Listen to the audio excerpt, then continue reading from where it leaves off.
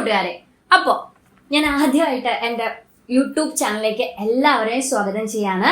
Welcome all, simple to solve by Aswathy. അപ്പോൾ നമ്മൾ ഇന്ന് ചെയ്യാനായിട്ട് പോകുന്നത് B.Ed കുറച്ച് ലേണിംഗ് എയ്ഡ്സ് ഉണ്ടാക്കാൻ വേണ്ടിയിട്ടാണ് പോകുന്നത്. ഈ ലേണിംഗ് എയ്ഡ്സിൽ നമ്മൾ 2 വർക്കിംഗ് മോഡലും ഒരു സ്റ്റിൽ മോഡലായിരിക്കും നമ്മൾ ഉണ്ടാക്കുന്നുണ്ടായിരിക്കുക. It's related to maths. അത് നിങ്ങൾക്ക് ഇന്റഗ്രേറ്റ് ചെയ്ത് നിങ്ങളുടെ സബ്ജക്റ്റിലോട്ട് മാറ്റാനായിട്ടും പറ്റുന്ന തരത്തിൽ തന്നെയാണുള്ള ലേണിംഗ് എയ്ഡ്സ് ആണ് നമ്മൾ ഉണ്ടാക്കുന്നത്. So watch and enjoy. നമ്മൾ ഫസ്റ്റ് ഉണ്ടാക്കാൻ പോകുന്നത് ഒരു സ്റ്റിൽ മോഡലാണ്. അപ്പൊ അതിന് നിങ്ങൾക്ക് വേണ്ടത് ഇങ്ങനെയുള്ള ഒരു ബേബി ബോക്സ് ആണ് കേട്ടോ. ഇങ്ങനെയുള്ള ഒരു ബേബി ബോക്സ് ആണ്. അത് നമുക്കൊന്ന് റാപ്പ് ചെയ്തെടുക്കാം ഒരു ചാർട്ട് യൂസ് ചെയ്തിട്ട്. റാപ്പ് ചെയ്യുമ്പോൾ നല്ലോണം ശ്രദ്ധിക്കണം കേട്ടോ. നല്ല കെയർഫുൾ ആയിട്ട് വേണം ചെയ്യാനായിട്ട്. കുറച്ച് സമയം എടുക്കുന്ന ഒരു പ്രോസസ്സാണ്. നമ്മൾ ഈ ബേബി ബോക്സ് കവർ ചെയ്തിട്ടുണ്ട് കേട്ടോ. നമ്മളിതേ ചാർട്ട് യൂസ് ചെയ്തിട്ട് കുറച്ച് ടൈം എടുക്കും, പക്ഷെ നല്ല ഭംഗിയായിട്ട് കവർ ചെയ്തിട്ടുണ്ട്. ഇനി നമ്മൾ ചെയ്യാൻ പോകുന്നത് ഇതിന്റെ ഉള്ളിലൊരു പിസ്സ ഉണ്ടാക്കി വെക്കാനാണ്. ആ പിസ്സയുടെ ഡീറ്റെയിൽസ്, അതിൽ എത്രയൊക്കെ ഫ്രാക്ഷൻസ് ഉണ്ടെന്നുള്ളതായിരിക്കും നമ്മളിവിടെ ഡീറ്റെയിൽ ആയിട്ട് ഡിസ്ക്രിപ്ഷൻ കൊടുക്കാൻ പോകുന്നത്. അപ്പൊ ഇവിടെ ഇങ്ങനെ ഒരു പിസ്സയുടെ മോഡൽ സെറ്റ് ചെയ്യാം.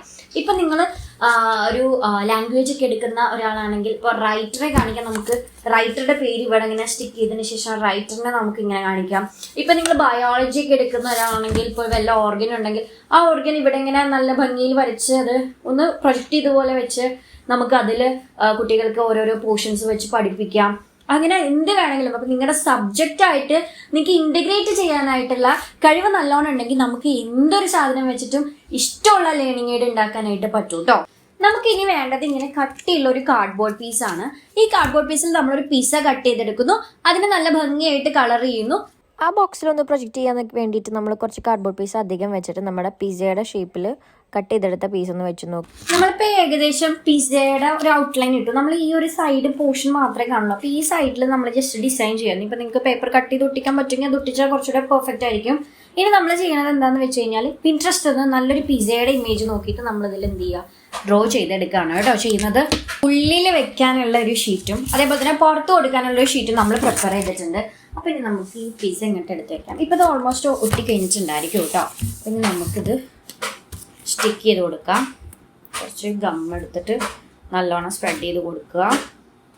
ആഫ്റ്റർ ദാറ്റ് ഈ ഒരു പിസ്സ എന്ന് പറയുന്ന ഷീറ്റാണ് നമ്മളിവിടെ സ്റ്റിക്ക് ചെയ്യണത്. അപ്പം അതൊന്ന്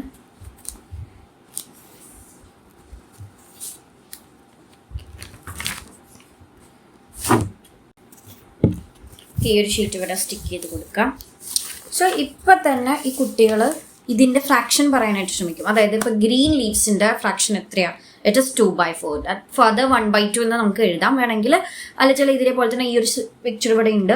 അപ്പോൾ അതിൻ്റെ ഫ്രാക്ഷൻ എത്രയാണ്? അപ്പോൾ കുട്ടികളെ കൊണ്ട് ഫ്രാക്ഷൻ പറയിപ്പിക്കുക, എങ്ങനെയാണ് ഫ്രാക്ഷൻ പറഞ്ഞിരുന്നത് എന്ന് ഓർമ്മപ്പെടുത്താനുള്ള ഒരു ടെക്നിക്കും കൂടിയാണിത്.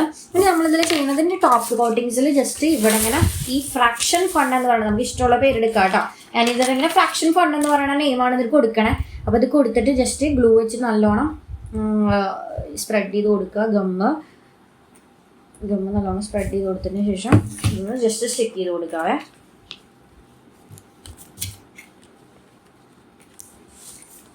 ഓക്കെ,